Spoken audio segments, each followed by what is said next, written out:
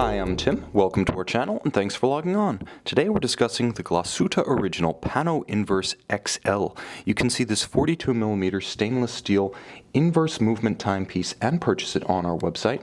Subscribe to our YouTube channel if you enjoy these videos, and please click on the card in the upper right hand corner of the screen at any time during this video to see our full listing for this watch with accessories included, additional high resolution images, and naturally complete pricing details.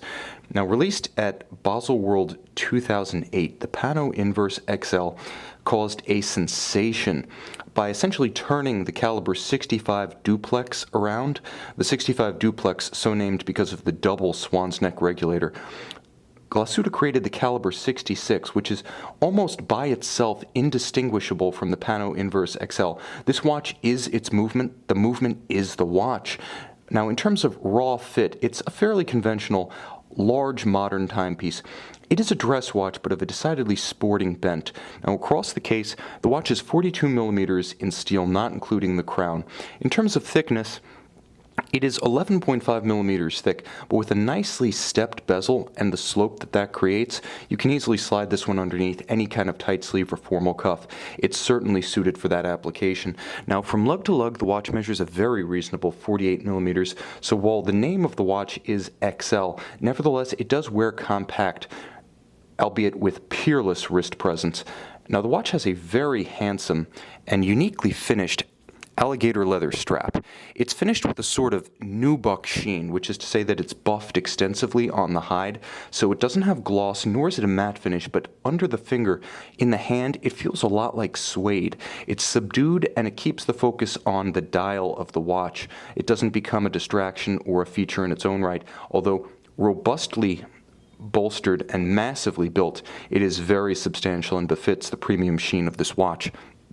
Now, the case flanks of this watch are alternately polished and satin finished, and you can see the contrast between the polished and the satin finished elements, as well as the beautiful bevel of the lugs and the step of that dial, or rather bezel I should say.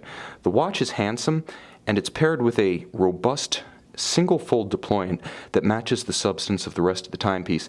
Now, you'll note it has the unique measure of actually pinning the strap in place once it's sized, so very secure on the wrist. The swing arms are massive, alternately matte finished and polished, very handsome. Nothing in here is unfinished, and very secure when closed. Now, normally I would spend more time on a case back shot, but frankly, all of the action of the Panoinverse XL is on the dial side. Now, this is where, like I said, the caliber 66 effectively becomes indistinguishable from the watch itself. This is a handsome timepiece, an unconventional timepiece, and yet a very traditional timepiece. Notice that the caliber 66 emulates the 3/4 style bridge that is dominant in Glashutte watchmaking, whether it's from Lange, whether it is from Glashutte Original. This is a style that recalls the pocket watch heyday of German watchmaking in Saxony. Also note, double engraved balance bridge. Now, normally you see the balance cock, a single-sided brace supporting the balance assembly. Here, because of the duplex double swan's neck regulator, you get a full balance bridge with each side individually engraved by hand.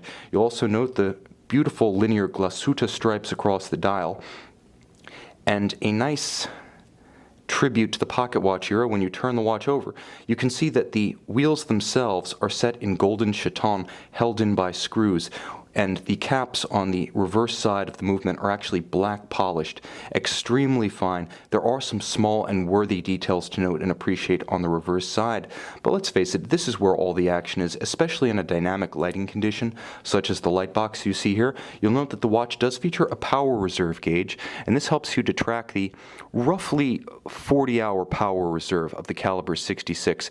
Now, it has a modern 4 Hz or 28,800 vibration per hour beat rate.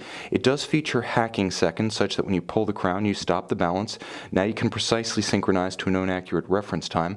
Moreover, it does have a very subtle application of luminant material on the hands and the dial, such that while it is a dress watch and it is a formal watch, it does have a little bit of sportiness, including sports function, with the ability to see it in low or no light conditions. Everything about this watch created entirely within the Glashutte manufacture. It is an in-house product in every sense, and when you're talking about a watch that is aesthetically indistinguishable from its movement, that's an excellent piece of pedigree.